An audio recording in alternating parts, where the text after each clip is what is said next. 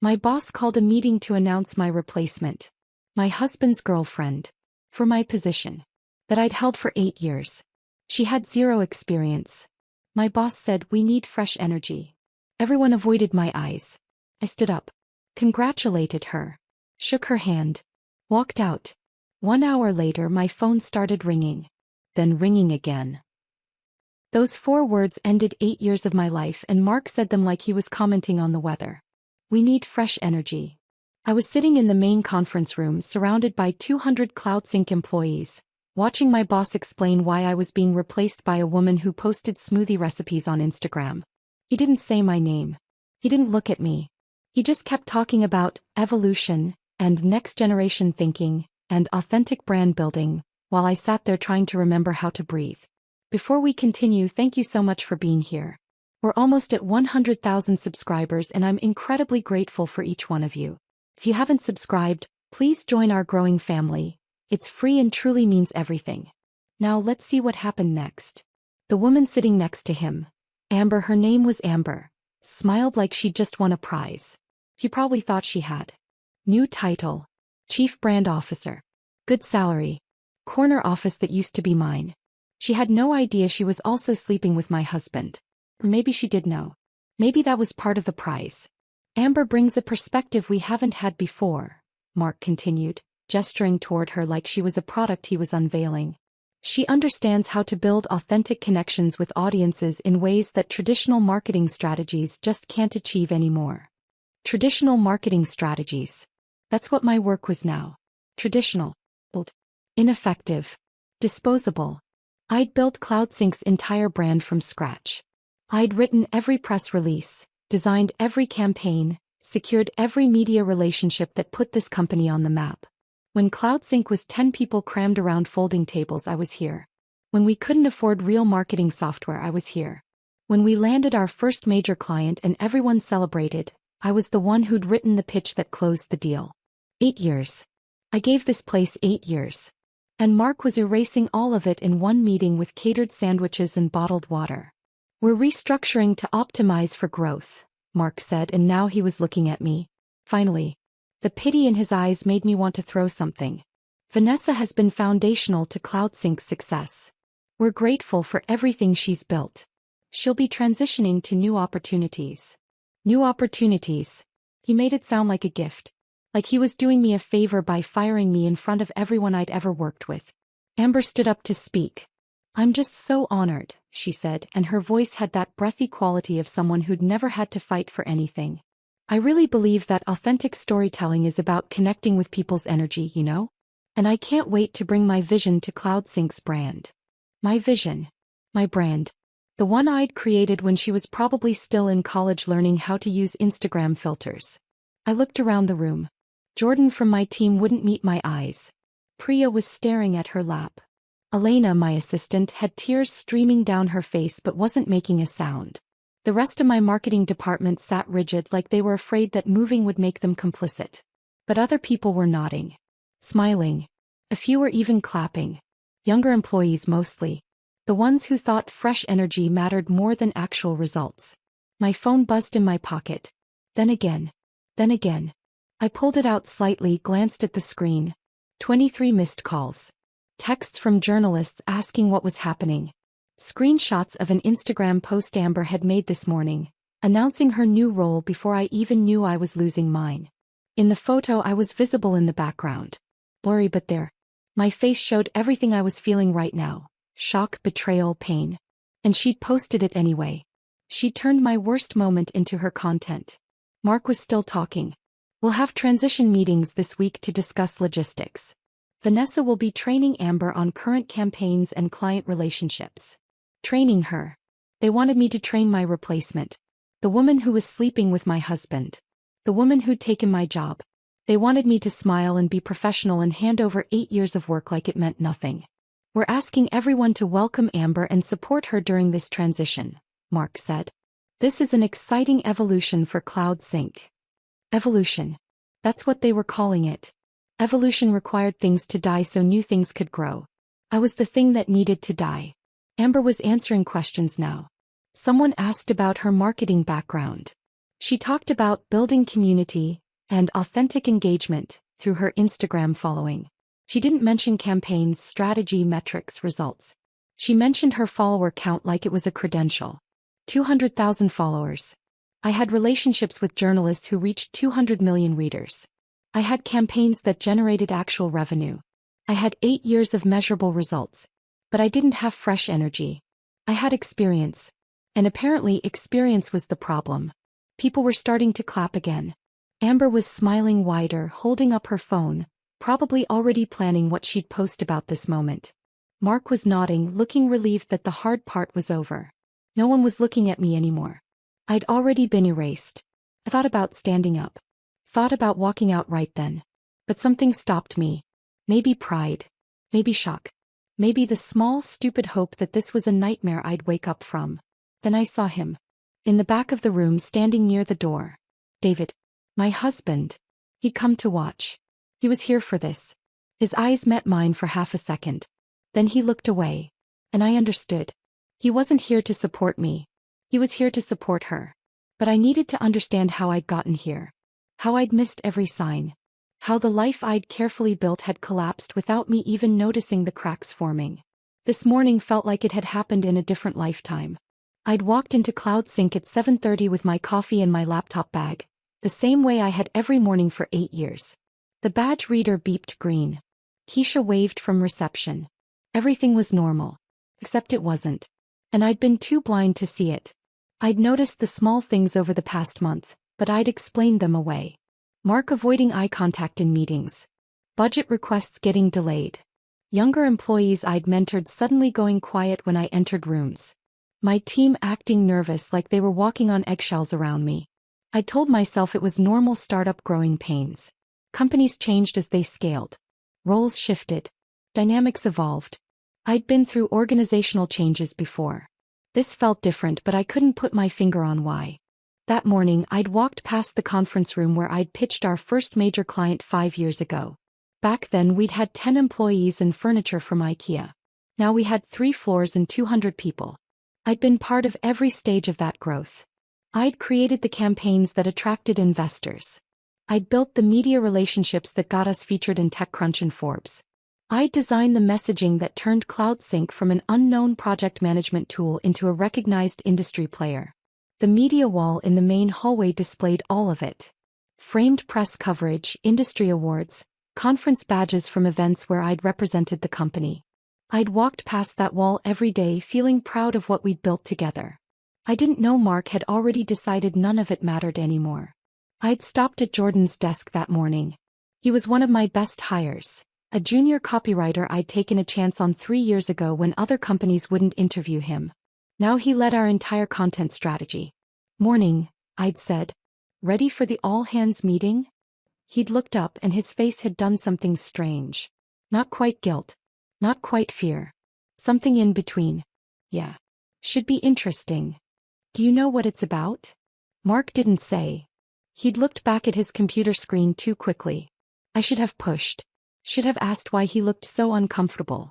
But I'd been distracted thinking about the Q4 campaign proposal I needed to finalize, the client meeting scheduled for tomorrow, the dozen other tasks filling my calendar.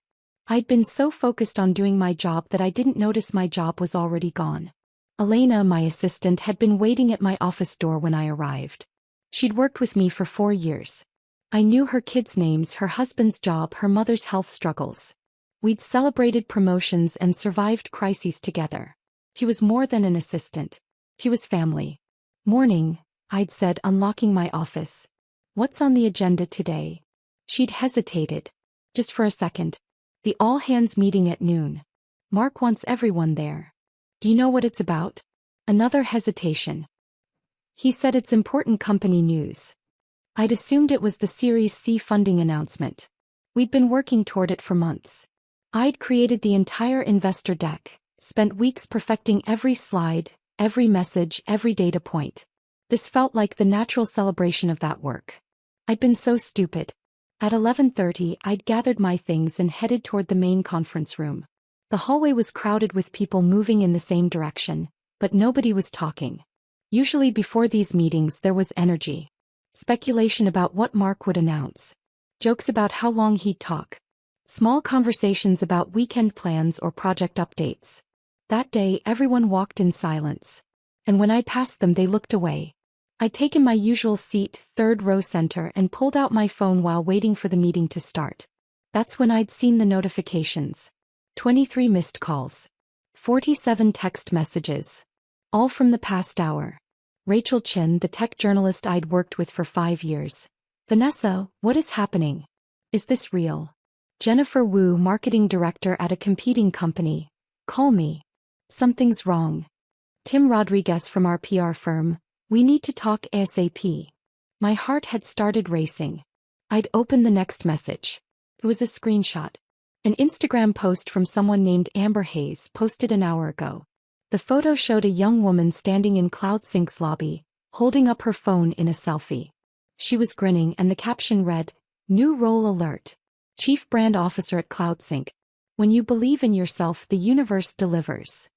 Chief Brand Officer. My role. My company. My lobby. And in the background of her photo, slightly out of focus, was me. Walking past. My face visible for just a moment, showing confusion and pain I hadn't even known I was feeling yet. She'd posted my humiliation before I'd even experienced it. Then Mark had walked in with Amber beside him and my entire world had started falling apart in real time. The meeting wrapped up. Mark thanked everyone for their flexibility during this transition. People started standing, gathering their things, moving toward the catered lunch like nothing had happened. I sat completely still. Around me, my team was trying to figure out what to say. Elena touched my shoulder. "Vanessa." I stood up. My legs felt shaky but held. I walked to the front of the room where Amber was talking to Mark, laughing about something, completely comfortable in a space I'd built. "Congratulations," I said. My voice came out steady. "Strong even." Amber turned, surprised. Up close she looked even younger. Mid-20s maybe. Barely old enough to understand what a career really meant. "Oh, thank you." She extended her hand. I shook it. Her grip was weak. "I'm really excited to learn from everything you've built." Learn from everything I'd built. While taking everything I'd built. "I'm sure you'll do great," I said. The lie tasted like metal.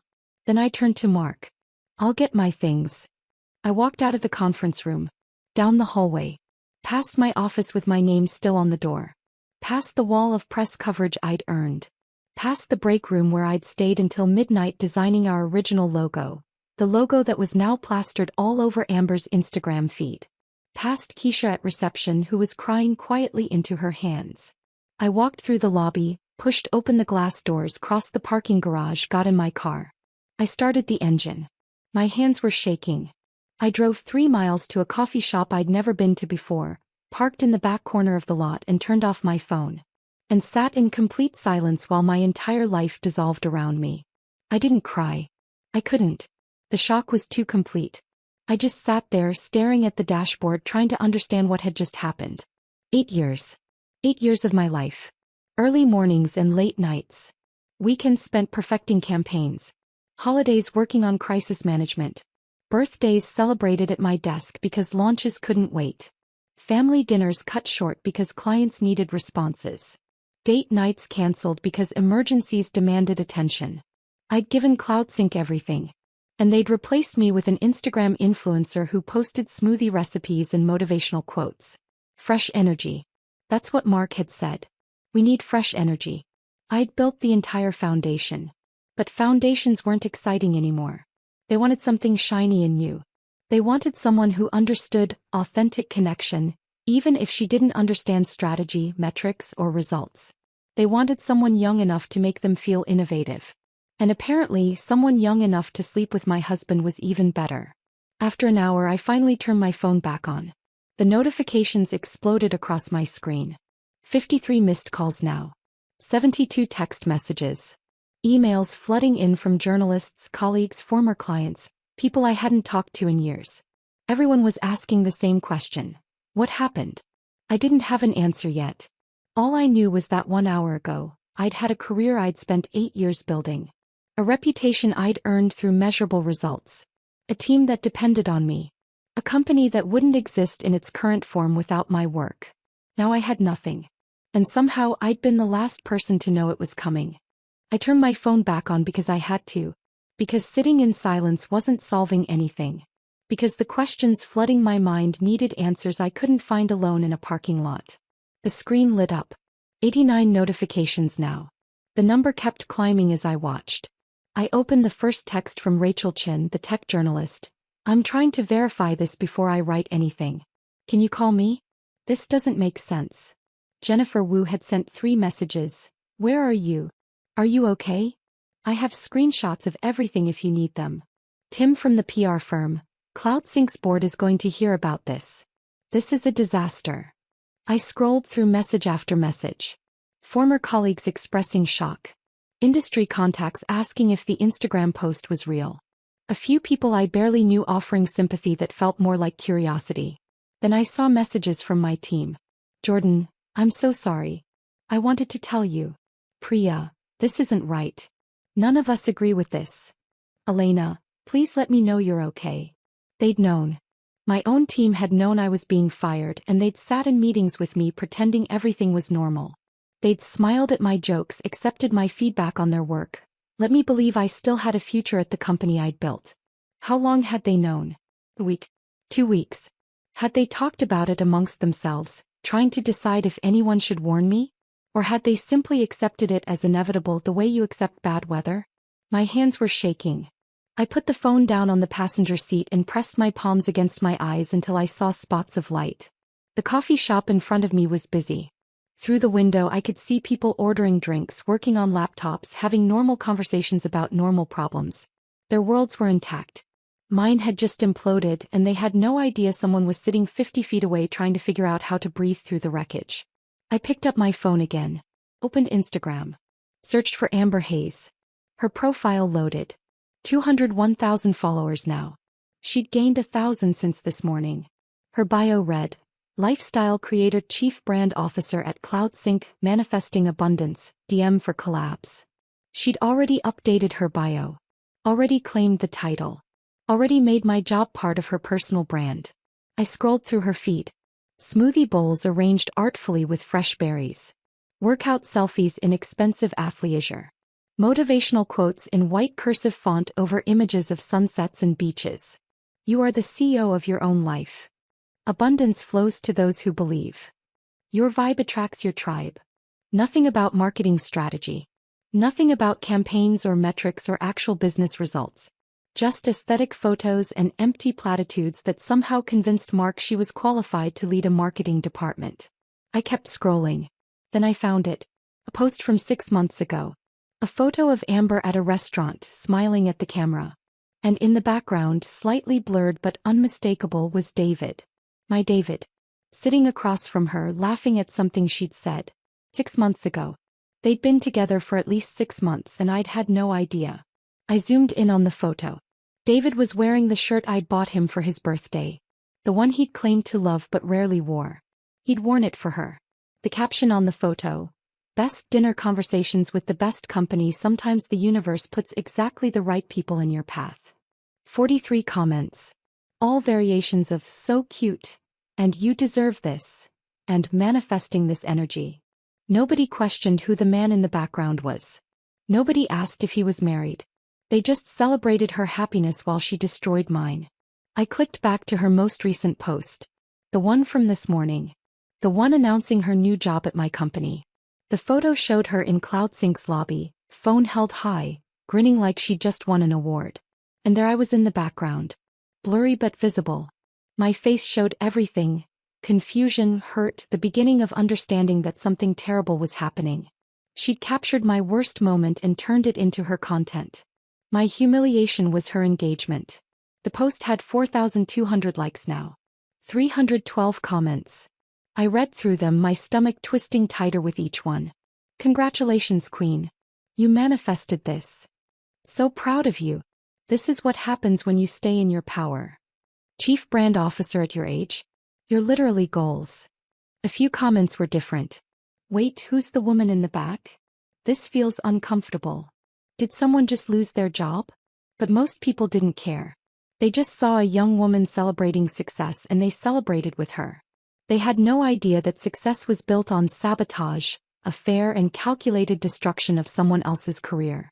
One comment made me stop scrolling. It was from a username I didn't recognize. That's Vanessa Mitchell. She built CloudSync's entire brand. This is messed up. Someone knew. Someone in that sea of congratulations understood what was actually happening. I clicked on the username. The profile was private, but the bio said, Tech Marketing Professional. Seattle. Someone in my industry. Someone who knew my work. Someone who saw this for what it was. It was a small thing. One comment among hundreds. But it mattered. Because for the first time since walking out of that conference room, I felt like I wasn't completely alone. My phone rang. Mark calling. I stared at his name on the screen, feeling nothing but cold emptiness where anger should have been.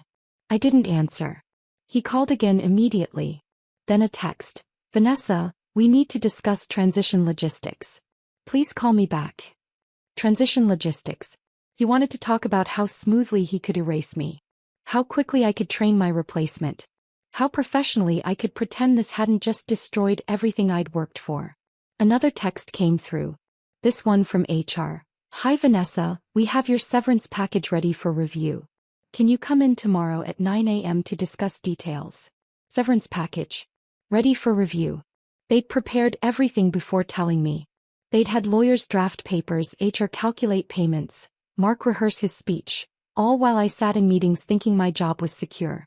The betrayal wasn't just that they'd fired me. It was the premeditation. The planning. The careful choreography designed to make my removal look inevitable and mutual when it was neither. I thought about the past month. The strange signals I'd dismissed. Mark avoiding eye contact. Budget delays. Excluded meetings. My team acting nervous. HR's repeated rescheduling of our role evolution discussion. They'd been planning this the entire time. And I'd explained away every warning sign, too focused on doing my job to notice my job was already gone. Another call. David this time. I answered without thinking. What? Vanessa. His voice was careful, like he was talking to someone unstable. I heard what happened. Are you okay? You heard what happened. I laughed and it came out sharp and bitter. You heard. Like you weren't there. Like you didn't help make it happen. Silence on the other end. Then, I know you're upset. I saw you, David. In the back of the conference room. You came to watch. More silence. I thought it would be better if I was there. For support. Support. The word felt absurd. You were there to support her. Your girlfriend. The woman who just took my job. She's not He stopped. Caught in the lie. It's complicated. It's actually very simple. You've been sleeping with her for at least 6 months. You helped her get hired at my company. You orchestrated my professional destruction so you could what? Afford to leave me? Feel less guilty? I'm trying to understand the logic here. That's not what happened. Then explain it to me. Explain how your girlfriend ends up with my job, announced at a meeting you attended, posted on her Instagram before I even knew I was being fired. Explain the logic that makes any of this accidental. He was quiet for a long time. Then, I made mistakes. I know that. But this isn't all about you, Vanessa. You've been so focused on CloudSync for years that you stopped noticing anything else. Our marriage was already over. You just didn't see it. The accusation hit like a physical blow. He was making this my fault. My obsession with work. My failure to notice. My blindness to what was happening in my own life. And the worst part was there was truth in it. I had been focused on CloudSync. I had missed signals. I had let my marriage deteriorate while I chased campaigns and press coverage and the validation that came from professional success. But I hadn't destroyed us. I hadn't lied. I hadn't betrayed. I hadn't systematically dismantled someone else's life to make room for mine. You're right, I said quietly. I didn't see it. I didn't see that my husband was capable of this level of cruelty.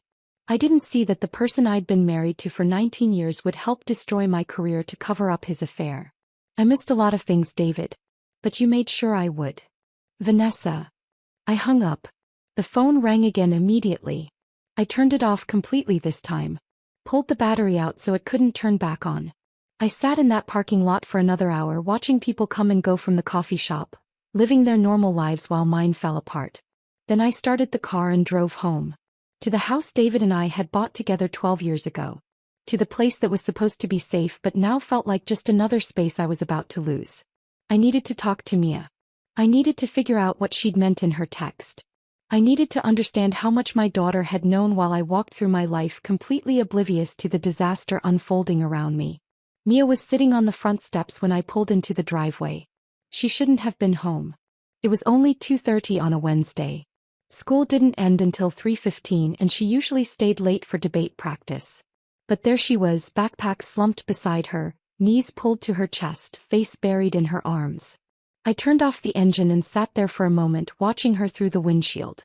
My 17-year-old daughter, who used to tell me everything, who used to run to me with every problem and triumph, now looked like she was carrying the weight of something too heavy for her shoulders. She looked up when she heard the car door close. Her eyes were red and swollen. Mascara tracked down her cheeks in dark smudges. She'd been crying for a while. "Mom," she said, and her voice cracked on the single word. I walked up the steps and sat down beside her. The concrete was cold through my slacks. "Why aren't you at school?" "I couldn't stay.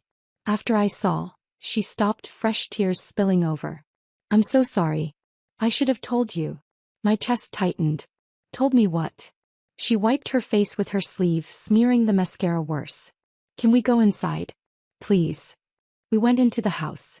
The same house we'd lived in for 12 years. The same kitchen where we'd had 1,000 normal conversations. Everything looked exactly the same as it had this morning, but nothing felt the same. I made tea neither of us would drink. We sat at the kitchen table and Mia stared at her hands like she couldn't bear to look at me. "Mia. Whatever it is, just tell me." She took a shaky breath. "Dad's been lying to you. About everything. And I knew. I've known for months and I didn't tell you and I hate myself for it." The words landed like physical blows, even though part of me already knew what was coming. "How long have you known?" "Since June. 6 months." Her voice was barely above a whisper. "I found texts on his iPad. I was borrowing it for a school project and messages kept popping up. From someone named Amber. They were..." She stopped, her face crumpling. "They were together, Mom. Like really together. The messages were. I can't even say what they said." June. 6 months ago. David and I had celebrated our anniversary in June. He'd taken me to dinner at the restaurant where we'd had our first date. He'd held my hand across the table and told me he was grateful for our life together. And the entire time he'd been texting another woman. Planning a future that didn't include me. "You confronted him?" Mia nodded miserably. "The next day. I showed him what I'd found. I was so angry. I told him he had to tell you or I would." "What did he say?" "He begged me not to. He said it wasn't what it looked like, that he was ending it, that telling you would destroy our family. He made me promise to give him time to figure things out." Tears were streaming down her face now. "He said if I told you, it would be my fault if you guys got divorced. That you'd been through so much stress at work and this would break you. He made it sound like telling you would hurt you worse than keeping quiet." I felt something crack inside my chest. "Mia, listen to me. None of this is your fault. You were put in an impossible position. But I should have told you.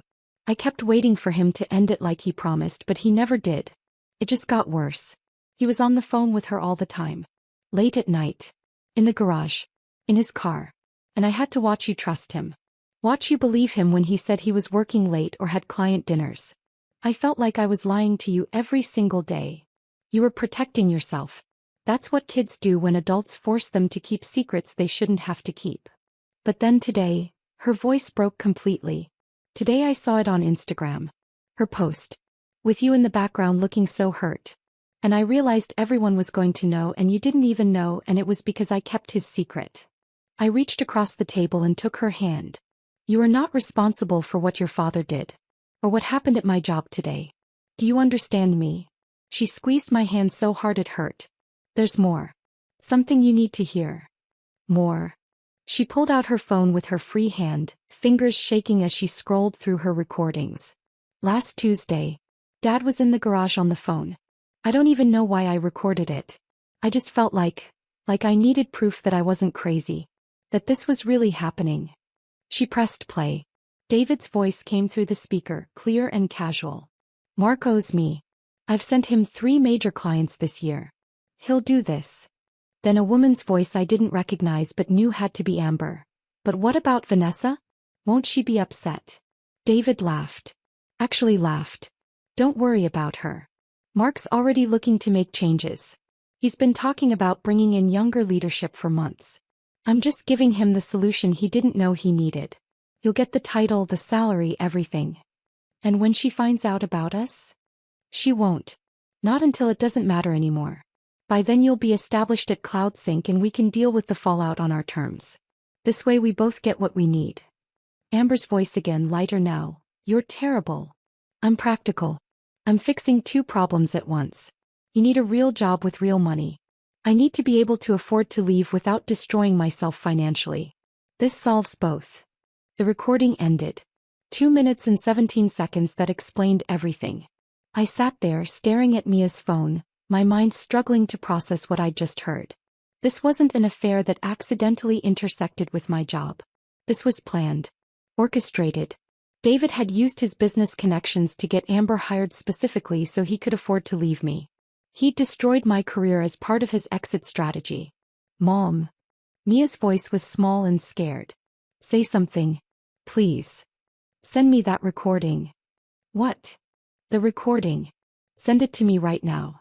She did, her hands fumbling with her phone. My phone buzzed with the file. I saved it immediately, backed it up to 3 different places. Are you going to? Mia started then stopped. What are you going to do? I didn't answer because I didn't know yet. My mind was racing, connecting pieces I'd been too blind or too trusting to see before. David's company sent referrals to CloudSync. That's how tech sales worked. Everyone networked, everyone traded leads. But that networking created leverage.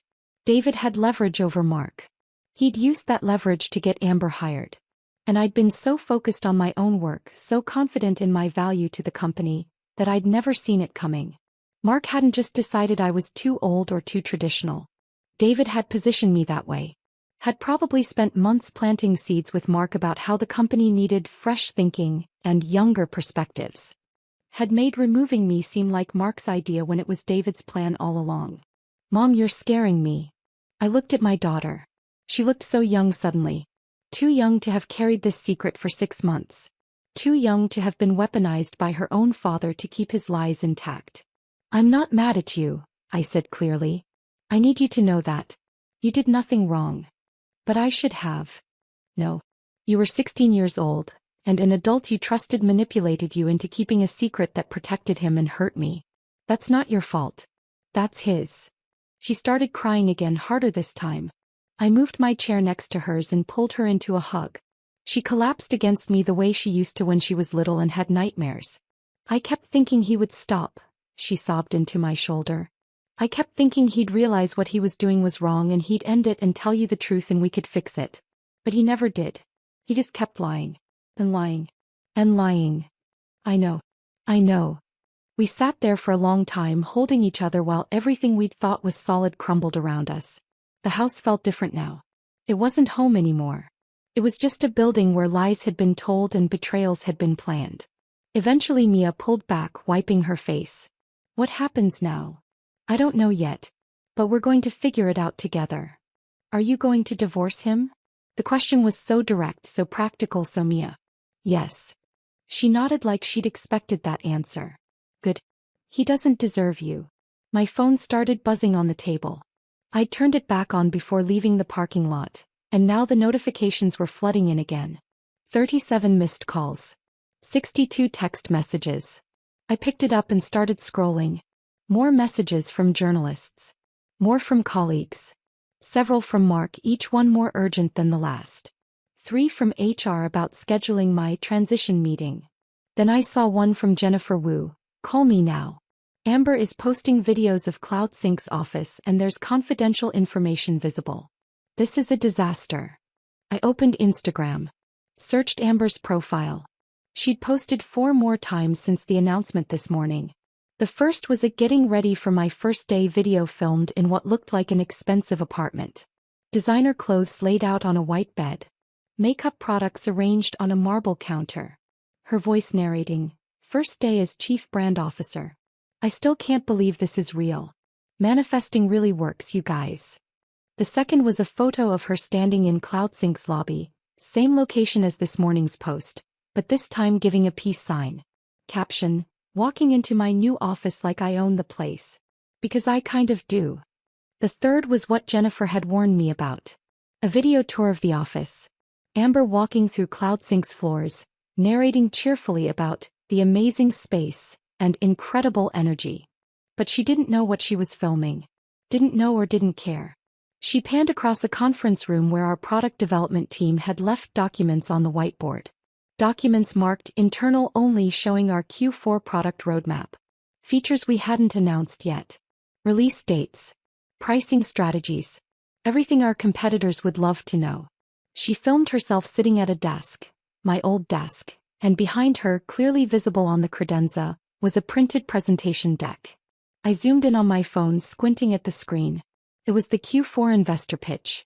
The one Mark was presenting to potential Series C investors next week. Customer acquisition costs were visible. Revenue projections. Competitive analysis showing our weaknesses. Amber had just leaked confidential company information to 201,000 followers and had no idea she'd done it. The fourth post was a photo of her holding a CloudSync branded coffee mug. Caption: obsessed with my new company swag. This is just the beginning. Comments were rolling in. Thousands of them. Most were congratulatory. But some were different now. Is that internal company info in the background? Did she just leak product plans? Someone's getting fired for this. This is so unprofessional. I took screenshots of everything. Every post. Every comment. Every frame of video showing confidential information. Then I texted Jennifer. I have screenshots. And I have something else. Something about how she got hired. Can you meet tomorrow? Her response came immediately. Yes. My office. 9 a.m. Bring everything. I looked at Mia, who was watching me with red, swollen eyes. We're going to be okay. I promise. How do you know? Because I spent 8 years building something real. Your father and Amber destroyed it in one day. But they didn't destroy me. They just showed me exactly who they are. And for the first time since walking out of that conference room, I felt something other than shock and pain. I felt clarity. Cold, sharp, and absolutely certain. That night, after Mia went to her room, I sat alone at the kitchen table with my laptop and started digging into my own life. The house was too quiet. Usually David would be home by now, making noise in the kitchen, watching television in the living room, existing in the space we'd shared for 12 years. Tonight he wasn't here. I didn't know where he was and I didn't care. I opened our joint bank account. Something I hadn't checked carefully in months, maybe longer. David handled most of the day-to-day finances. I made more money. My salary at CloudSync had been $140,000. But he paid the bills, managed the accounts, kept track of expenses. I trusted him with that. I trusted him with everything. I started scrolling through statements from the past year. Restaurant charges I didn't recognize. Places in Seattle I'd never been to. Angelo's Italian Bistro, $187. The Oceanfront Grill, $243. Castaway Bar and Lounge, $156. All charged to our shared credit card. All dinners I hadn't eaten. Then I found a recurring charge. $2,800 every month for the past 7 months. The description said Premium Storage Solutions Unit Rental. We didn't have a storage unit. We talked about getting one when we cleaned out the garage last spring, but we'd never followed through. I clicked on the charge, tried to find more details. The payment went to a company called Premium Storage Solutions, but when I searched for them online, nothing came up. No website. No business listing. Nothing. I kept digging. Cash withdrawals. Large ones. $500 here. $800 there. Always on Thursdays. Always from the ATM near David's office. 12 withdrawals over the past 6 months, totaling more than $7,000. My hands were shaking now.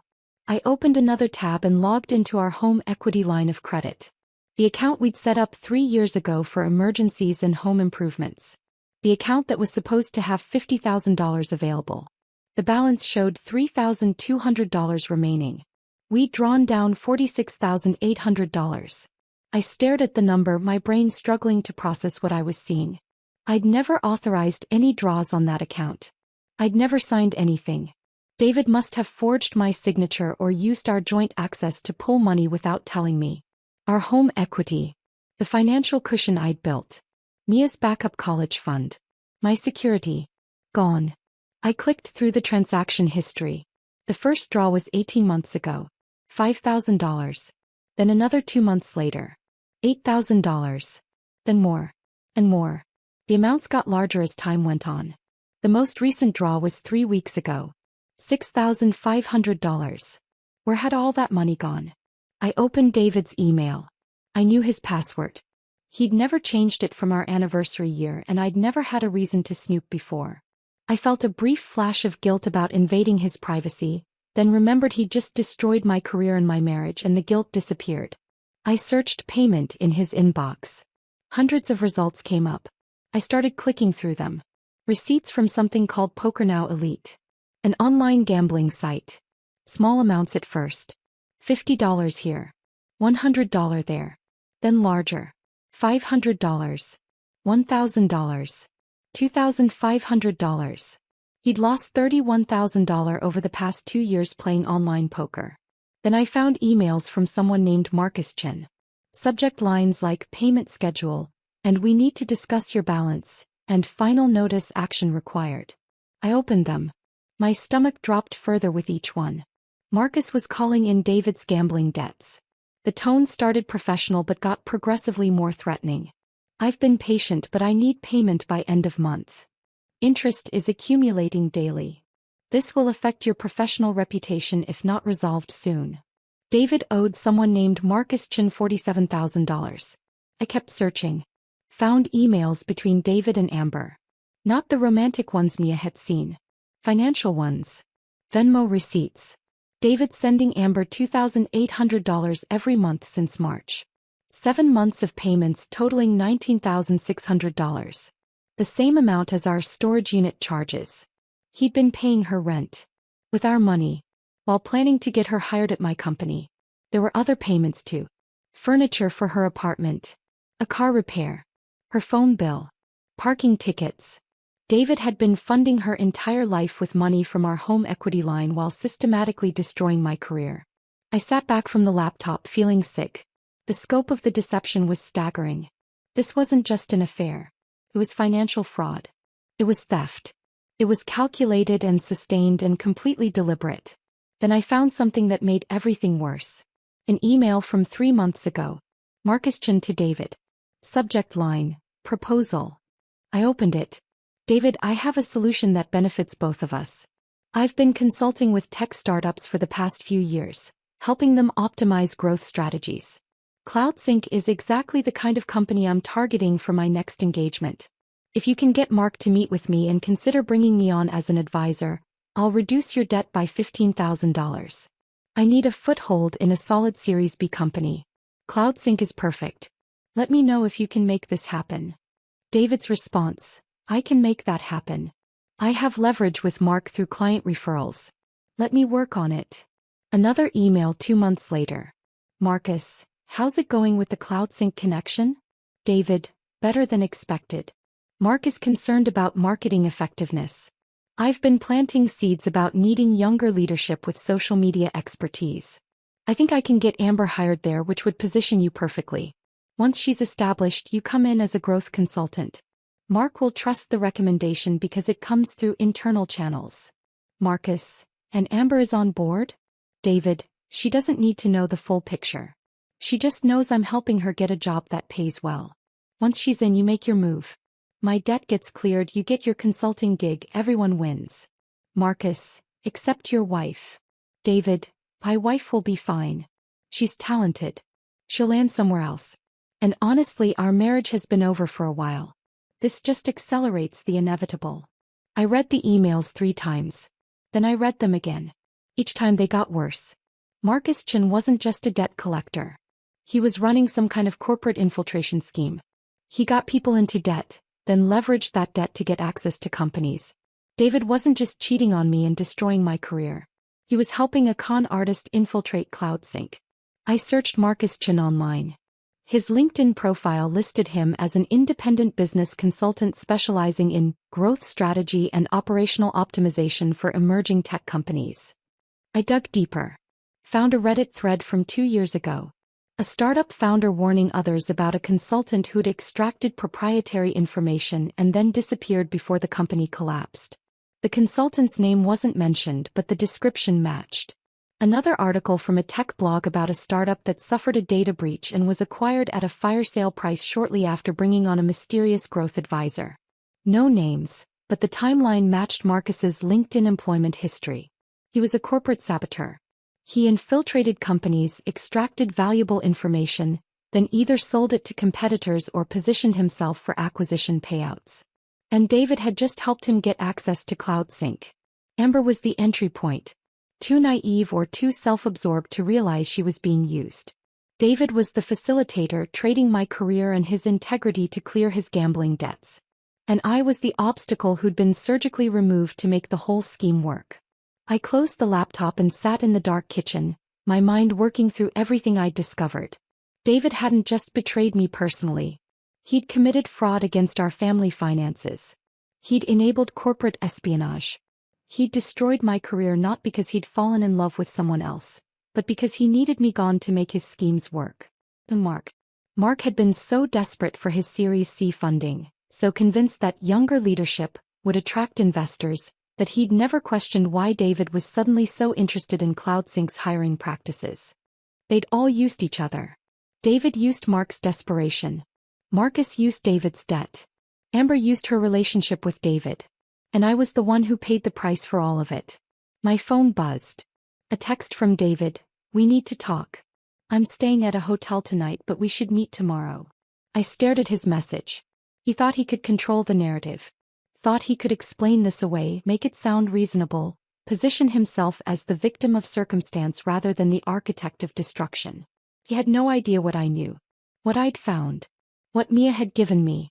I didn't respond.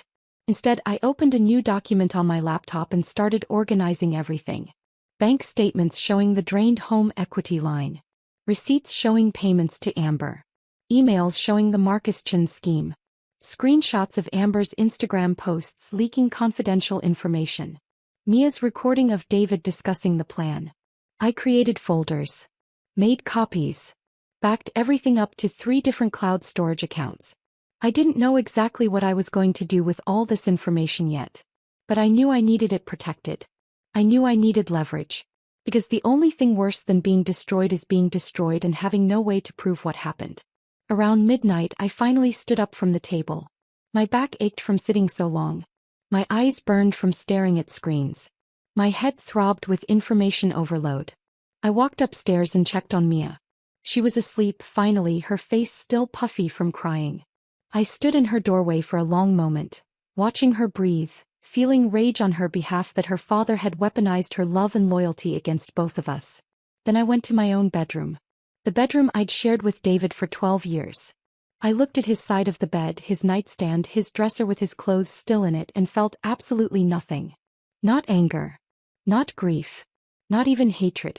Just a cold, clear certainty that I was done being the person things happened to.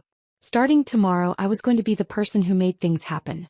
I woke up at 5 a.m. Thursday morning with absolute clarity about what I needed to do. The rage from last night had crystallized into something more useful. Something strategic. I'd spent years building marketing campaigns, understanding audience psychology, knowing exactly how to position information for maximum impact. Those skills didn't disappear just because I'd lost my job. I made coffee and opened my laptop at the kitchen table before the sun came up. Started making a list of everyone I needed to contact. Not to complain. Not to vent. But to carefully, deliberately rebuild my professional foundation while documenting everything that had happened. First call went to Rachel Chin, the tech journalist. She answered on the second ring, her voice alert despite the early hour. "Vanessa. I've been hoping you'd call. Are you okay?" "I'm fine. I need to give you a statement before you write anything." "Of course. Go ahead." I kept my voice steady, professional. "I'm grateful for my 8 years at CloudSync and proud of what we built together. The company is evolving and I'm confident in their direction moving forward. I'm excited to explore new opportunities in fractional marketing leadership and consulting." Silence on the other end. "Then, that's very diplomatic. But off the record, what actually happened?" "Off the record? I was replaced by someone with no marketing experience who's currently leaking confidential company information on Instagram. But on the record, I'm taking the high road. Rachel laughed, but it wasn't a happy sound. I saw those posts. Half the tech community is talking about them. The girlfriend angle is making it worse. I'm not commenting on that. Smart. For what it's worth, everyone I've talked to thinks CloudSync made a massive mistake. Mistakes have consequences. I'm just making sure I'm not around when those consequences hit. After we hung up, I called Jennifer Wu. She picked up immediately. Finally.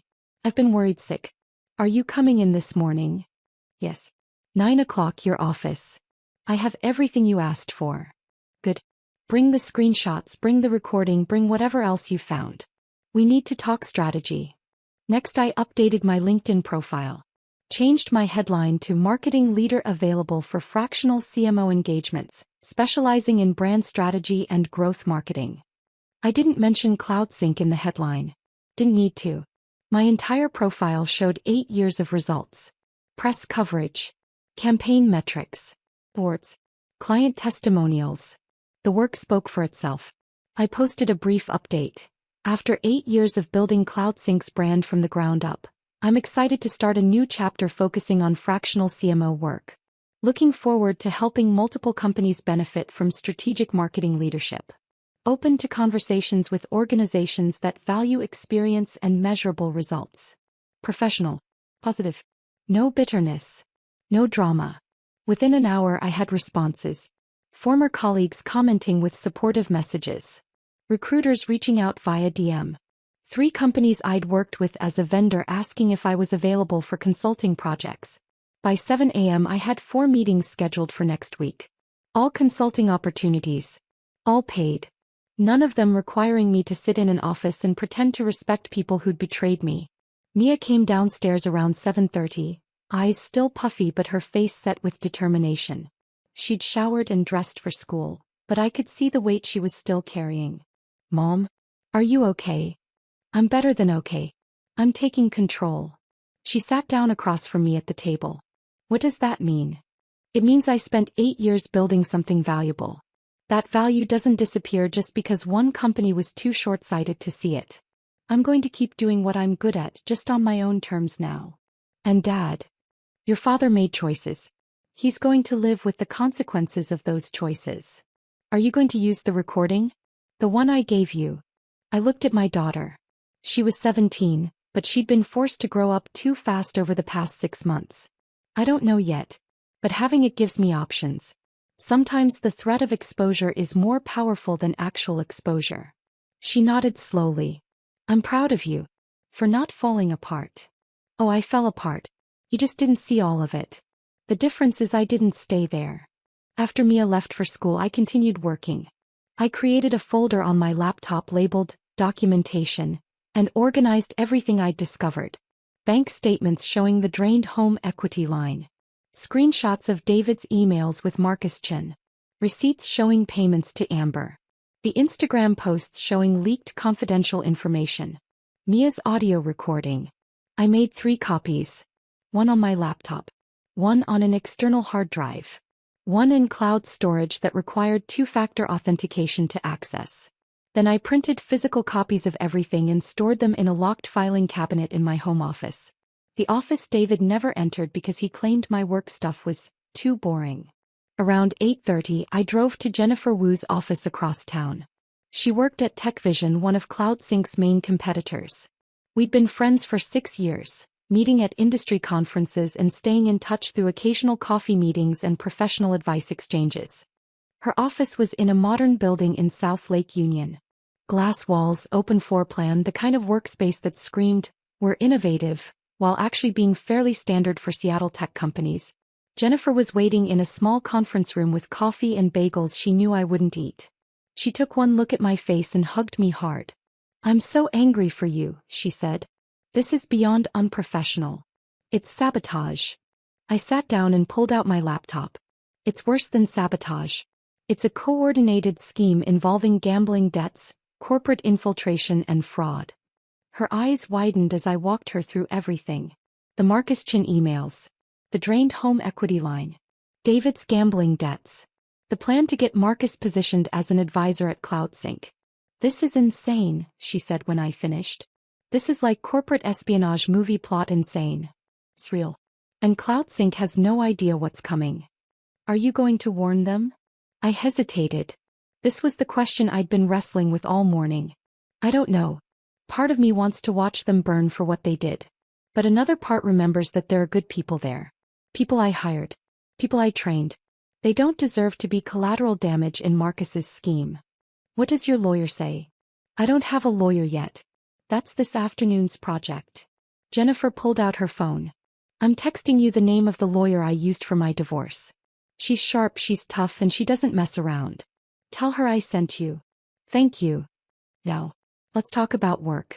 Real work. Are you serious about fractional CMO consulting? Completely serious. I need income, I need flexibility, and I need to not be dependent on any one company ever again. Jennifer smiled. Good. Because I have 3 companies that need exactly what you offer. They're all Series A or Series B startups. They need strategic marketing leadership but can't afford or don't want a full-time executive. You'd work maybe 15 to 20 hours a week per company. Set your own schedule. Charge consulting rates instead of salary. What's the pay? For 3 companies at 20 hours each? You'd clear $180,000 annually. More than your CloudSync salary. And you'd have autonomy they could never give you. I sat back in my chair processing this. That's actually perfect. I know. I've been doing it for 2 years. It's the best decision I ever made. No office politics. No organizational drama. Just strategy, execution, results. You do good work, they refer you to others, your reputation grows. Can you introduce me? Already sent emails this morning. All 3 companies want to meet with you next week. For the first time in 2 days I felt something like hope. Not the naive hope of thinking everything would magically fix itself. But the realistic hope that came from having a concrete plan and the skills to execute it. Jennifer leaned forward. Now, about CloudSync. What are you going to do? I'm going to wait. Let Amber keep posting. Let Marcus make his moves. Let Mark realize he's made a catastrophic mistake. And when they finally panic and ask for help, I'll decide if they deserve it. That's cold. They earned it. We talked for another hour about logistics, rates, contract structures, how to position myself in the market. Jennifer had been through this transition herself and knew every pitfall to avoid. When I left her office around 11, I felt steadier than I had since walking out of that conference room. I had a plan. I had options. I had people who valued my expertise. I drove to a law office downtown and met with Amanda Pierce, the divorce attorney Jennifer recommended. She was in her 50s, gray hair pulled back in a neat bun, eyes sharp and assessing. I spent 90 minutes walking her through everything. The affair. The financial fraud. The drained home equity. The gambling debts. Mia's recording. The scheme with Marcus Chin. Amanda took notes the entire time, her expression getting darker as the story unfolded. This is one of the more complicated cases I've seen, she said when I finished. But you've documented everything beautifully. That's going to make my job much easier. What happens now? Now we file. Immediately. We freeze the joint account so he can't drain anything else. We file for divorce citing fraud and financial misconduct. We position you as the victim of deliberate deception, not a failed marriage. And we make sure he doesn't get to rewrite this story as a mutual parting of ways. How long does this take? In Washington, 90 days minimum. Realistically, 6 months to a year given the complexity. But we file immediately to establish timeline and intent. I signed the retainer agreement. Transferred money from my personal savings account that David didn't have access to. Walked out of that office with paperwork that would legally end my marriage. It should have felt more significant. More emotional. Instead, it just felt like checking off another task on a very long list. My phone rang as I was driving home. Unknown number. I almost didn't answer, but something made me pick up. Vanessa Mitchell? Yes. This is Linda Carson. I don't know if you remember me, but I was your boss at TechCorp about 12 years ago. I did remember. Linda had been an excellent manager before I left for CloudSync. Of course I remember. How are you? I'm well. I saw your LinkedIn update this morning. I wanted to reach out because I think we should talk. About. About the fact that what happened to you happens to women in tech constantly. And about how there's a network of us who've decided to do something about it. Linda Carson wanted to meet in person. She suggested a coffee shop in Fremont, neutral territory away from both our offices, though I didn't have an office anymore. I arrived 15 minutes early, ordered coffee I didn't drink, and sat by the window watching people pass by on the sidewalk. Normal people living normal lives. Going to jobs where they felt secure. Coming home to partners who hadn't destroyed them. Linda walked in at exactly 2 o'clock. She looked the same as I remembered. Sharp gray suit, confident stride, the kind of presence that made junior employees straighten their posture. But her expression was softer than it used to be. Less corporate armor, more genuine warmth. Vanessa. She hugged me before sitting down. You look good. Tired but good. I'm surviving. You're doing more than surviving. I've been watching your LinkedIn activity. 4 consulting meetings scheduled already. That's not survival. That's strategy. I managed a small smile. Old habits. Linda pulled out her laptop and opened it between us. I want to show you something. It's a network I've been building for the past 3 years. Women in tech, mostly over 40, all of whom have been pushed out of companies they helped build. We call ourselves the Collective. She turned the screen toward me. It showed a private website with profiles of about 20 women. Marketing directors, CTOs, operations managers, product leads. All with impressive credentials. All marked as available for fractional executive work. We're not a formal company, Linda explained. We're a referral network. When a startup or established company needs executive-level expertise but can't afford or doesn't want a full-time hire, they come to us. We match them with the right person. Everyone sets their own rates, their own hours, their own terms. How does it work financially? You contract directly with the client. We just facilitate the introduction. No placement fees, no commission. The only requirement is that if you get work through the Collective, you refer other opportunities back to the network when you can. I scrolled through the profiles. Every woman had a story similar to mine written between the lines of their professional accomplishments. Decades of experience. Proven results. Suddenly deemed not the right fit for companies they'd built. Why are you telling me this? Linda closed the laptop. Because what happened to you is going to keep happening unless we create alternative structures. The tech industry is addicted to youth. They think innovation requires inexperience. They're wrong, but they won't figure that out until they've burned through enough talented people. In the meantime, we need to survive. This is how we survive. The 3 companies you mentioned. They're through this network. Yes. All startups between Series A and Series C. All need strategic marketing leadership. All specifically asked for someone with real experience because they've already tried the fresh energy approach and it didn't work. Something loosened in my chest. When can I start? Next week. I'll send you the contracts this afternoon. But Vanessa. Linda's expression turned serious.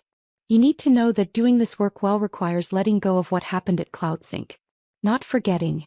Not forgiving. But letting go enough that you can focus on building something new instead of dwelling on what you lost. I'm not dwelling.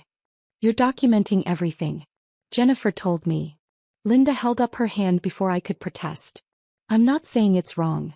I did the same thing when I got pushed out of my VP role 8 years ago. I had folders full of evidence, emails, proof of my value. You know what I did with it? What? Nothing. Because I realized the evidence didn't matter. They didn't fire me because I was incompetent. They fired me because keeping me around made them feel old. No amount of proof was going to change that. So I stopped trying to prove my worth to people who'd already decided I didn't have any, and I started proving it to people who were actually looking. Her words hit harder than I expected. Because she was right. I'd been so focused on documenting David's betrayal, Amber's incompetence, Marcus's scheme, that I'd barely started actually rebuilding. What happened to the evidence? The folders. Linda smiled. Still have them. Backed up in 3 places. Because sometimes knowing you have leverage is enough. You don't have to use it. You just have to know it's there if you need it. We talked for another hour about the Collective, about fractional work, about how to position myself in the market. Linda had been through exactly what I was experiencing. She understood the specific pain of being erased by people you trusted. When we finally stood to leave, she handed me her business card. Call me if you need anything. And Vanessa? You're going to be fine. Better than fine. This is going to be the best professional decision you never wanted to make. I drove home feeling something I hadn't felt in days. Not happiness exactly. Not relief. But possibility. The sense that there was a path forward that didn't require me to destroy anyone or prove anything. I could just build something new. Mia was home when I arrived, sitting at the kitchen table doing homework. She looked up when I walked in. Mom, Dad's been calling. I know. I've been ignoring him. He wants to talk. He keeps saying you're being unreasonable. I set my bag down and sat across from her. What do you think? Am I being unreasonable? She considered the question seriously. I think you're being smart. He wants to control the narrative.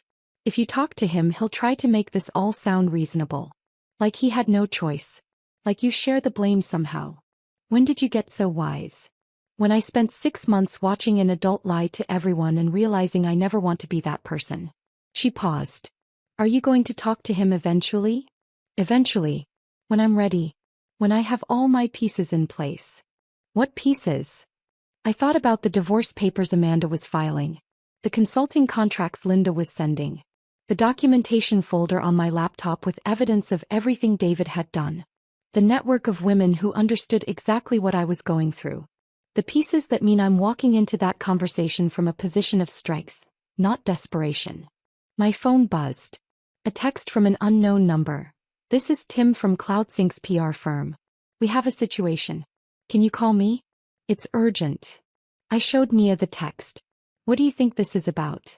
Amber probably did something else stupid. Call Tim. He answered on the first ring, his voice strained. Vanessa. Thank God. We need your help. With what? Amber posted another video. This one's worse. She filmed a strategy session where Mark was discussing the Series C pitch. The entire financial model is visible on the screen behind her. Plus customer churn data. Plus competitive weaknesses. It's been live for 3 hours and has 50,000 views. I closed my eyes. And you're calling me why? Because Mark is panicking. The board is furious. Our lead investor saw the video and is threatening to pull out of Series C discussions. We need crisis management, and you're the only person who knows how to handle this. I don't work there anymore, Tim. I know. But we need you. Mark wants to hire you back as a consultant. Emergency rates. Whatever you want. I looked at Mia, who was watching me with wide eyes. Tell Mark I'll think about it. I'll have an answer for him Monday. Monday? Vanessa, this is happening now. Monday, Tim. That's the best I can do. I hung up. Mia was staring at me. You're going to help them? After everything? I don't know yet. I need to think about whether they deserve help or whether they deserve to learn this lesson the hard way. Another text came through. This one from Jennifer. Did you see Amber's latest video? Half of tech Twitter is talking about it. CloudSync's reputation is tanking in real time. Then another from Rachel Chin. I'm writing an article about the dangers of hiring for culture fit over competence. Can I quote you? Then one from Elena, my former assistant. Please come back. Everything is falling apart. Amber doesn't know what she's doing and Mark won't admit he made a mistake. We need you. I set my phone face down on the table. This is what Linda meant about letting go. I could spend the next month watching CloudSync implode and feeling vindicated. Or I could spend it building something new. Can't you do both? I laughed despite everything. Maybe. But one of those paths leads somewhere I want to be. The other just leads to more anger. That night, I sat at my kitchen table with my laptop and reviewed the consulting contracts Linda had sent. 3 companies. 60 hours a week total. $180,000 for 6 months with possibility of extension. Real work solving real problems for people who actually wanted my expertise. I signed all 3 contracts. Sent them back. Scheduled my first meetings for Monday and Tuesday. Then I opened the folder labeled documentation and looked at everything I'd collected. Bank statements. Emails. Screenshots. Audio recordings. Proof of David's betrayal and Marcus's scheme and Amber's incompetence. Linda was right. Having the evidence mattered. But using it had to be a strategic choice, not an emotional reaction. I made a decision. I would help CloudSync, but not because they deserved it. I would help them because there were good people there who didn't deserve to lose their jobs because of Mark's bad judgment. People like Elena and Jordan and Priya who'd been caught in the middle of something they hadn't created. But I would help them on my terms. At my rates. For a limited time. And I would make sure everyone knew exactly what my expertise was worth. I texted Tim back. I'll consult for CloudSync for 2 weeks maximum. $500 per hour, 20-hour minimum commitment, payment upfront. I solve the immediate crisis and train someone to handle ongoing issues. Then I'm done. If Mark agrees to these terms, have him email me directly. Tim's response came immediately. He'll agree. Thank you. I set my phone down and looked at the contracts I'd just signed. At the documentation folder I'd carefully built. At the path forward I was choosing. Maybe this wasn't revenge. Maybe it was something better. Maybe it was reclaiming my value on my own terms and refusing to let anyone else define my worth ever again. Mark's email arrived at 6 a.m. Monday morning, 3 weeks after I'd signed my consulting contracts with Linda's network. Terms accepted. Wire transfer confirmation attached. Can you start today? Situation is critical. I was already awake, working on a campaign strategy for one of my new clients. A healthcare software startup that actually valued experience over Instagram followers. I opened the attachment. $10,000 deposited into my business account. 20 hours at $500 per hour, payment upfront, exactly as I'd demanded. I finished my coffee and replied, I'll be there at 10 a.m. Have your PR firm, security team and customer success lead available for meetings. No pleasantries. No acknowledgement of our history. Just business. I spent the next 3 hours working on my other clients' projects, then drove to CloudSync's office for the first time since walking out of that conference room. The badge reader still recognized my credentials. Security had never deactivated them. I walked through the lobby where Amber had posted her selfie, past Keisha's desk where she looked up with red eyes and mouthed thank you, down the hallway toward the conference rooms. Not my old office. I'd made that clear. I was a consultant now, not an employee. I worked in neutral territory. Mark was waiting in conference room B with Tim from the PR firm and 2 people I didn't recognize. A woman in her 30s who introduced herself as the new head of security, and a man about my age who was apparently the customer success director. Mark looked like he'd aged 5 years in 3 weeks. Dark circles under his eyes. Tie loosened. The confident CEO energy completely gone. Vanessa. Thank you for coming. He extended his hand. I didn't shake it. Just set my laptop on the table and sat down. Let's talk about the damage. The security director pulled up a presentation. The data breach had exposed information from approximately 3,000 customer accounts. Not passwords or payment information thankfully, but company data, user activity logs and internal project details. Customers were furious. 3 major clients had already canceled contracts. The Series C investors had put discussions on hold indefinitely. How did this happen? I asked, though I already knew. The security director glanced at Mark, who nodded reluctantly. Product roadmap information was leaked through a social media post. The post showed our development timeline, including security vulnerabilities we were planning to patch in our next release. Someone exploited those vulnerabilities before we could fix them. Amber's Instagram video. Awkward silence. Then Mark said quietly, yes.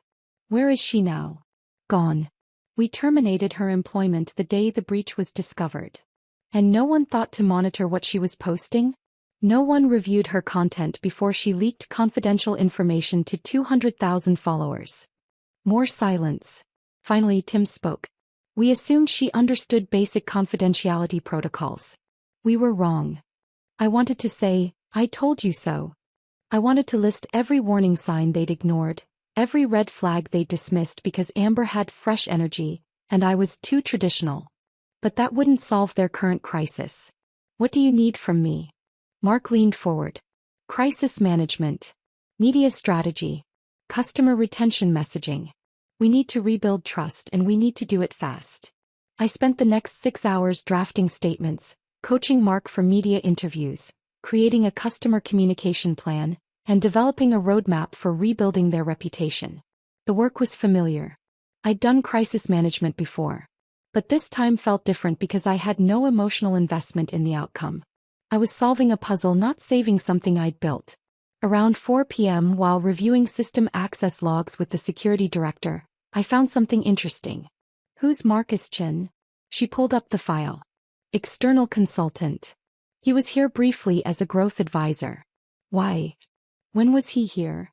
Started the same day as AM, the former chief brand officer. Left 3 weeks later, right before the breach went public. I looked at the access logs. Marcus had been granted system permissions that gave him access to financial projections, customer data, and internal strategy documents. Things a growth advisor might legitimately need to see. Except he'd downloaded all of it 2 days before the breach was announced. Who approved his access? She scrolled through the authorization records. The chief brand officer granted initial access. Then it was extended by. She paused. By Mark. I looked at Mark across the conference room. He was on the phone with an investor, his voice strained, promising the situation was under control. He had no idea what had actually happened. He thought this was about Amber's social media incompetence. He didn't know about David's gambling debts, Marcus's scheme, the deliberate infiltration of his company by someone who'd done this before. I could tell him. I could explain that this wasn't just a hiring mistake, it was corporate sabotage. I could show him the emails I'd found on David's laptop, the pattern of Marcus's previous jobs ending in data breaches and fire sale acquisitions. Or I could finish my contract, collect my payment, and let him figure it out on his own. I made my decision. I walked over to where Mark was sitting. He ended his call when he saw my expression.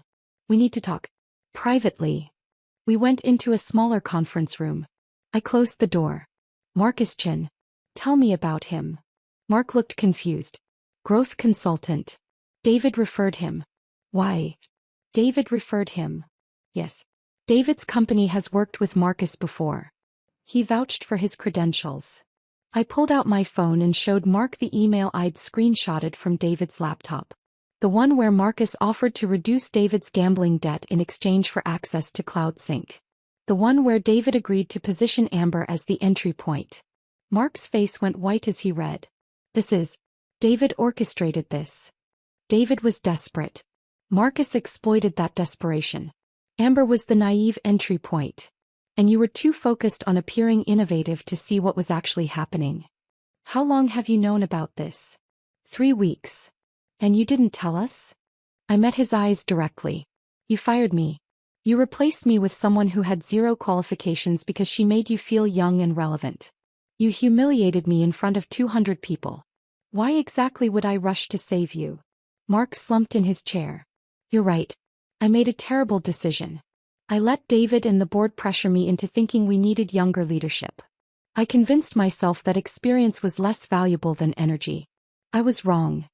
Yes. You were. Is Marcus still accessing our systems? No. He got what he came for and disappeared. But you need to investigate whether he sold your data to competitors. And you need to figure out if he's done this to other companies. Mark rubbed his face. What do I do?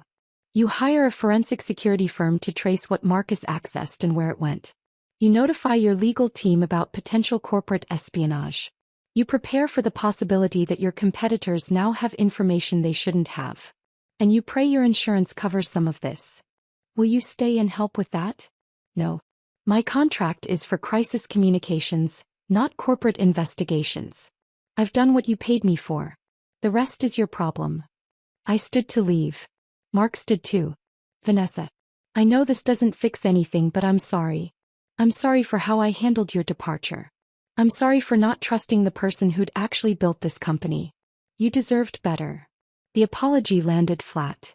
Not because it wasn't sincere, but because it didn't matter anymore. The damage was done. CloudSync would survive this, probably. They'd implement better security, hire people who actually knew what they were doing, learn expensive lessons about valuing substance over style. But I wouldn't be there to see it. And I didn't care. Goodbye, Mark. I walked out of CloudSync for the second time, but this time I wasn't devastated. I was done. Finished. Released from any remaining emotional attachment to a place that had decided I didn't matter. I got in my car and drove home to my apartment, stopping to pick up dinner from the Thai place Mia and I both loved. When I walked in, Mia was on the couch doing homework. She looked up. How was it? Satisfying. And empty. Both at the same time. She closed her textbook. Are you okay? I'm better than okay. I'm free. That night, after Mia went to bed, I was working on my laptop when someone knocked on my door. I looked through the peephole and saw David standing there looking worse than I'd ever seen him. I considered not answering. Considered letting him stand there until he gave up and left. But I wanted this conversation. Needed it, actually. The final punctuation mark on a marriage that had died long before either of us admitted it. I opened the door. What do you want? Can we talk? Please. I stepped aside and let him in, but I didn't offer him a seat. We stood in my small living room facing each other like strangers. I lost my job, he said. My company found out I shared client information to help get Amber hired. They fired me for breach of ethics. That's unfortunate. Amber's gone. She broke up with me the same day she got fired from CloudSync. Blocked my number. Moved back to California. Won't return my calls. Also unfortunate. Marcus is threatening me again. The debt's still there. He got what he wanted from CloudSync and now he wants the rest of his money. I don't have it. I don't have anything. I looked at the man I'd been married to for 19 years. The man who'd destroyed my career to fund his girlfriend. The man who'd lied to our daughter and weaponized her love. The man who'd stood in the back of that conference room and watched me get humiliated. I felt nothing. Not anger. Not pity. Just profound indifference. Why are you telling me this? Because I'm sorry. I made terrible choices. I was desperate and stupid and I hurt everyone who mattered. But we've been together 19 years, Vanessa. That has to mean something. It does mean something. It means I wasted 19 years trusting someone who was willing to destroy me to solve his own problems. That's not fair. You were so focused on your career. Don't. I cut him off. Don't you dare make this about my work. You didn't destroy my career because I was too focused on CloudSync. You destroyed it because you needed me out of the way. There's a difference.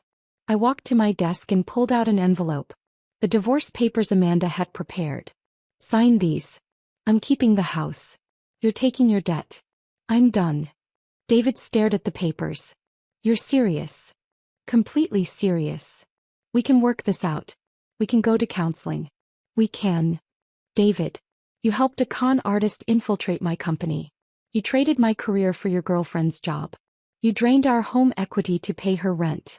You made our daughter lie for you for 6 months. There's no working this out. There's just ending it with whatever dignity we have left. He started crying. Actually crying. I didn't mean for it to go this far. I thought I could handle everything. I thought. You thought you could have everything. The affair, the money, the clean exit. You thought you could erase me and rewrite history and no one would hold you accountable. You were wrong. I opened the door. Goodbye, David. He looked at me one more time, searching my face for something. Forgiveness, maybe. Or at least anger. Something that proved I still cared. He found nothing. Because I didn't. He walked out. I closed the door and locked it. And realized I didn't feel triumphant. Didn't feel vindicated. Just tired. And finally completely free. The divorce papers came back signed 3 weeks after David left my apartment. No contested clauses. No arguments about asset division. He took his debt, I kept the house, and we both walked away from a marriage that had been dead long before either of us admitted it. I didn't feel relief when I opened the envelope. Didn't feel grief either. Just a quiet acknowledgement that this chapter was finished and another one had already begun. By then I'd been working as a fractional CMO for 4 months. The rhythm of it surprised me with how natural it felt. Mondays I worked with a healthcare software startup, helping them refine their messaging for hospital administrators. Tuesdays and Thursdays were for an e-commerce platform targeting small business owners, building their content strategy from scratch. Wednesdays I consulted for a financial services company that needed someone who understood both digital marketing and traditional relationship building. I worked from coffee shops mostly. Sometimes from my apartment when I needed quiet for strategy sessions. Occasionally from co-working spaces when I wanted the energy of other people working around me. I set my own hours. Took Fridays off completely. Started each morning with a run instead of rushing to an office where people would judge my worth by my arrival time. The money was good. Not CloudSync salary but $160,000 annually for about 30 hours of work per week. More than enough, especially without David draining our accounts for poker losses and his girlfriend's rent. I paid off the remaining home equity debt in 4 months. Started rebuilding Mia's college fund. Put money into savings for the first time in years. But the real revelation wasn't financial. It was discovering I actually loved this work in a way I'd never loved the corporate version. Each client got my best thinking without the politics. I solved their specific problems, trained their teams, delivered results and moved on. No office drama. No fighting for budget. No wondering if some executive was going to replace me because I made them feel old. My clients valued experience because they'd already tried the alternative. They'd hired young marketers with big social media followings and watched campaigns fail because enthusiasm couldn't replace strategy. They came to me wanting someone who'd actually built things before, who understood that marketing was about human psychology and business metrics, not just aesthetic content and follower counts.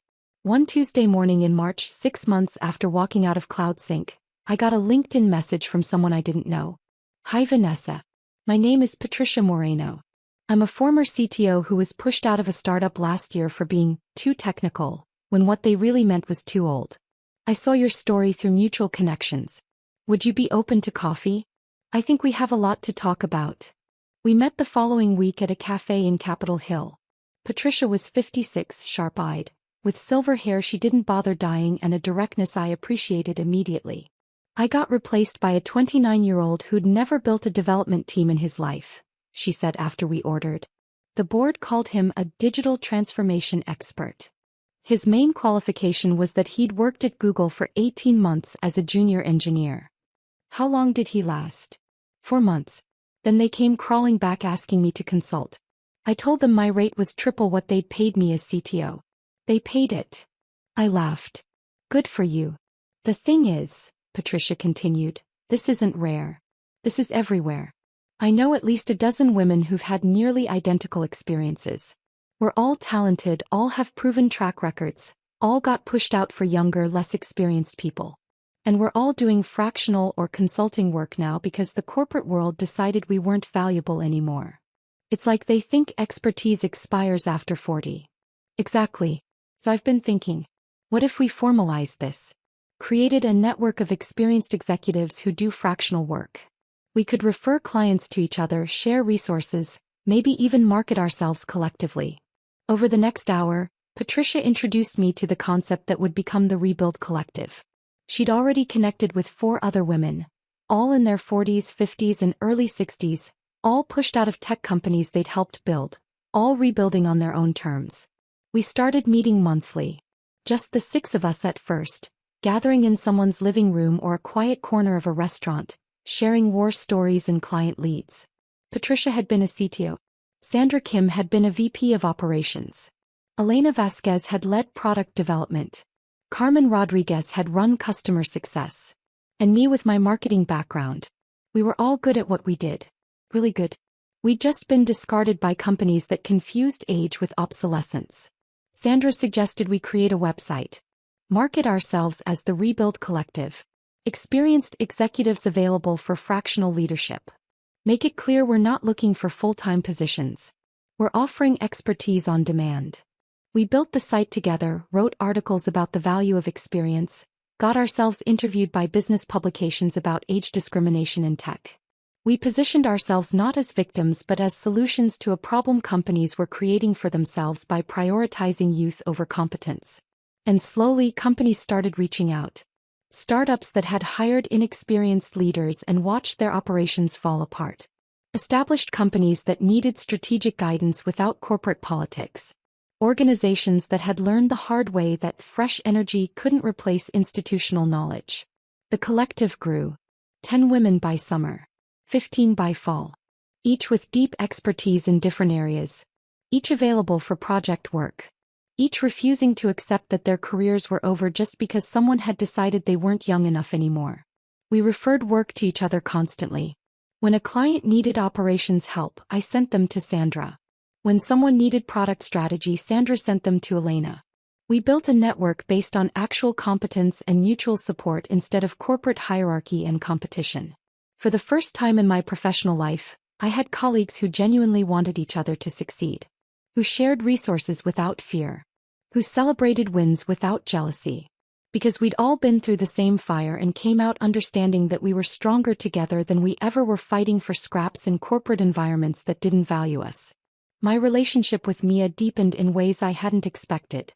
She started at University of Washington in September, staying in Seattle partly because of the good program but mostly, she admitted, because she wanted to be close to me. We established a Sunday dinner tradition.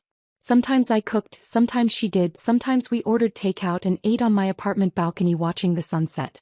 We talked about her classes, her friends, her struggles with trusting people after watching her father lie so systematically. I keep wondering if I'll ever be able to believe someone again, she said one evening in October. Like, how do you trust anyone when someone you thought you knew completely turns out to be a completely different person? You learn to trust yourself first, I told her. Trust your instincts. Trust your judgment. Trust that you can survive even if someone betrays that trust. The problem wasn't that you trusted your dad. The problem was that he weaponized that trust. She was seeing a therapist, working through the guilt of keeping David's secret. I was seeing one too, unpacking years of tying my self-worth to professional achievement, learning to value myself beyond what I could produce or accomplish. Sometimes we talked about David. Not often and never with the sharp anger of those first weeks. Just acknowledging the complicated grief of losing someone who'd been important even though he'd ultimately been harmful. Do you miss him? Mia asked once. I miss who I thought he was. I don't miss who he actually turned out to be. Do you think he's okay? I'd heard through mutual acquaintances that David had moved to Montana, taken a sales job with a small company, was slowly paying off his debts. Amber had disappeared completely from social media after the CloudSync disaster. Marcus Chin was apparently operating under a different name, targeting startups in Austin now. I think your father is learning consequences, I said. Whether that makes him okay or not isn't my problem anymore. Once a month, Mia and I volunteered together at a nonprofit that helped women re-enter the workforce after career gaps. I worked with women in their 50s who felt invisible, who'd been stay-at-home mothers or caretakers and now needed employment but couldn't get past age discrimination and resume gaps. You're not starting over, I told them. You're starting from experience. That's completely different. You've managed households, coordinated schedules, solved problems, dealt with crises. Those are leadership skills. You just need to learn how to translate them into language employers understand. Watching Mia listen to these conversations, seeing her grow into someone who valued integrity and resilience over appearances and shortcuts, made everything I'd survived feel purposeful. She was learning what real strength looked like, what rebuilding actually required, what it meant to refuse to let other people define your worth.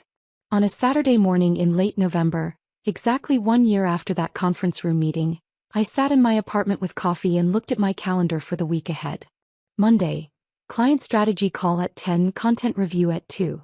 Wednesday, speaking engagement at a tech industry conference about marketing strategy for established companies. Friday, rebuild collective monthly meeting, then dinner with Mia. My divorce was final. My consulting practice was stable and growing. Mia was thriving at school. I had a community of women who understood exactly what I'd been through because they'd survived it too. I'd heard CloudSync was struggling. Mark had stepped down as CEO last month after the Series C funding fell through. They'd hired an experienced CMO, someone in her 50s with an actual track record, but the damage to their reputation was taking time to repair. Several key clients hadn't renewed contracts. Employee morale was apparently low. I felt no satisfaction hearing this. No vindication. Just a distant acknowledgement that actions had consequences and those consequences were playing out exactly as they should. Amber was back to posting smoothie recipes and workout selfies, her brief corporate career apparently forgotten. Her follower count had dropped to 180,000. The comments on her posts occasionally mentioned that CloudSync disaster, but mostly people had moved on to the next influencer, the next drama. David was in Montana and I hoped he was figuring out who he wanted to be without debt and affairs and schemes. I didn't hate him anymore. Didn't think about him much at all. He was someone I used to know who'd made choices that had freed me from a life I'd outgrown without realizing it. I looked at the woman sitting in that coffee shop, the one I'd been a year ago, turning off her phone and sitting in stunned silence while her life dissolved. I wanted to tell her she'd be okay. Better than okay. That losing everything would force her to discover what actually mattered. That the worst betrayal would lead to the most authentic version of herself. But she wouldn't have believed me. She needed to walk through the fire to understand she couldn't be burned. I wasn't the same person who'd walked out of that conference room. I was harder in some ways, less trusting, less naive about corporate loyalty, but softer in others. More present with my daughter, more honest about my needs, more willing to ask for help. I'd stopped needing applause. Stopped needing validation from people who couldn't see my value. Stopped measuring my worth by titles or salaries or how many hours I worked. I'd built something real. Not for a company. Not for a husband. Not for anyone's approval. Just for myself. A life that felt authentic and purposeful and entirely mine. And that, I realized, was worth more than any corner office ever could be. If this story of calculated justice and powerful rebuilding had you rooting for Vanessa from start to finish, hit that like button right now. My favorite part was when Vanessa walked back into CloudSync as a consultant charging $500 per hour, making them pay for the expertise they thought they could replace. What was your favorite moment? Drop it in the comments below.